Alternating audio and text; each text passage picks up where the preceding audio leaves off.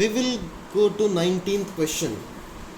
A solid cylinder of radius r made of a material of thermal conductivity K1 is surrounded by a cylindrical shell of inner radius r and outer radius 2r made of a material of thermal conductivity K2. The two ends of the combined system are maintained at two different temperatures. Then there is no loss of heat across the cylindrical surface and the system is in steady state. The effective thermal conductivity of the system is, we need to calculate effective thermal conductivity of the system. So this is now one particular cylinder which is now having thermal conductivity of K1, and it is surrounded by one more cylinder. This is surrounded by one more cylinder. So this end is maintained at temperature T1, this end is maintained at temperature T2. This is now having the length of about L. So inner radius is R and outer radius is 2R.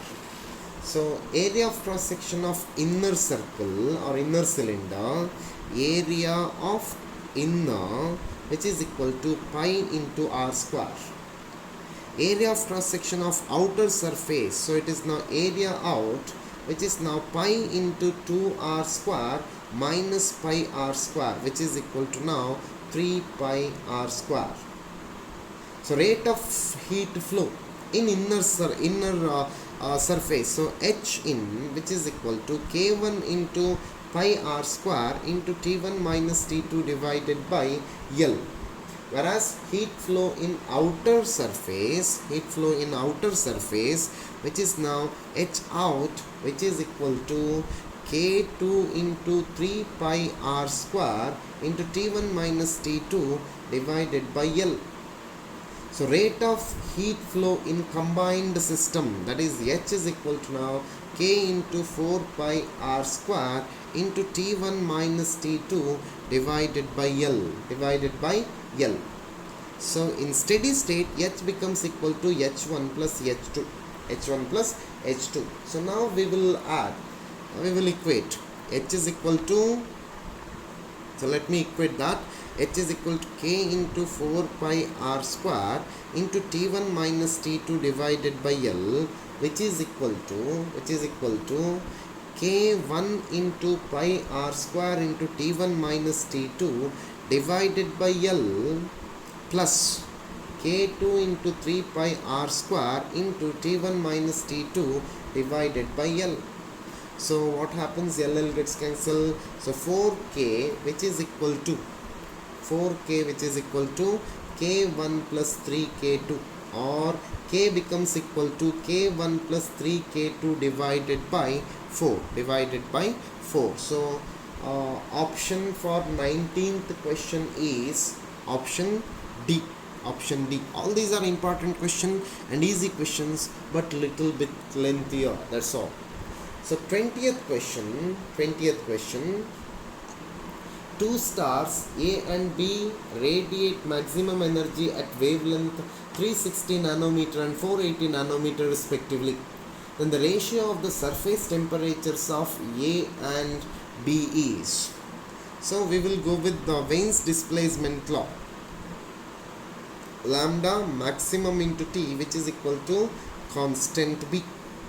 So lambda A divided by lambda B, which is equal to TB divided by TA, or this is TA divided by TB, which is equal to lambda B divided by lambda A, 480 divided by 360. So it is now 4 by 3.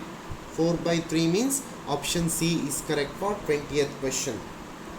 21st question. In anomalous expansion of water, at what temperature the density of water is maximum? That is exactly at 4 degrees centigrade. So for 21st question, option B is correct. 22nd question. 1 gram of ice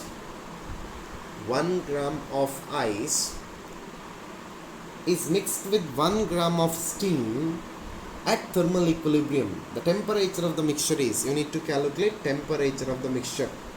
So what are the given data here? Mass of ice is given. Mass of ice is equal to 1 gram. Then latent heat of fusion, L ice, which is now 80 calorie per gram. Then latent heat of steam is known. So L steam, which is equal to 540 calorie per gram. Then specific heat of water is known. SW is known. It is 1 calorie per gram per degree centigrade. So heat required, that is now Q1, which is equal to heat required to convert ice at 0 degree centigrade to water at 100 degree centigrade, which is now mass of ice into latent heat of ice plus mass of ice into specific heat of water into delta T, which becomes now 1 into 80 plus 1 into 100. So which comes to be now 180 calorie. So heat required to change ice at 0 degree centigrade to water at 100 degree centigrade is now 180 calorie. So heat required to raise the heat released by steam at 100 degree centigrade to condense it into water at 100 degree centigrade, that is now Q2, which is equal to mass of steam into latent heat of steam, which is equal to now 1 into 540, which is equal to 540 calorie. So Q1 is now less than Q2. Whole of the system will not condense, so the temperature of mixture is at 100 degree centigrade only. 100 degree centigrade means option A is correct for 22nd question. Option A is correct for 22nd question. 23rd question. Water is heated from 0 degree centigrade to 10 degree centigrade. Then its volume. Water is heated from 0 degree to 10 degree centigrade. Volume first decreases and then increases. So option B is correct. Option B is correct because water has maximum maximum density at 4 degree centigrade. So first it is now decreasing, then increasing. So 23rd question, option B is correct.